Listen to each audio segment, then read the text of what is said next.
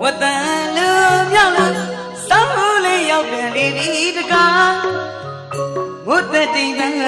ခန့်ညဝေဝေစားလေတန်တရေကပြောရင်ဆောင်နေမှာတနေ့စီချာချစ်ကြသူညာ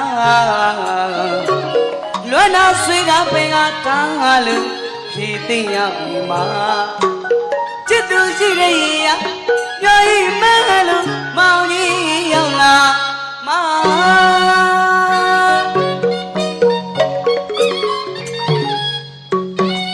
ညူမရောက်ပြလေးလေးစားချဲ့တဲ့ဝေယာကမှာ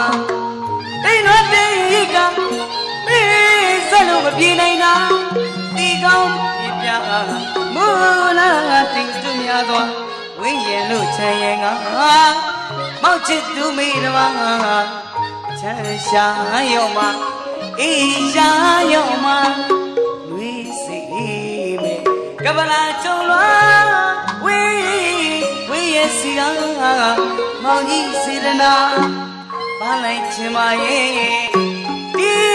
စောင်းဒီမခါ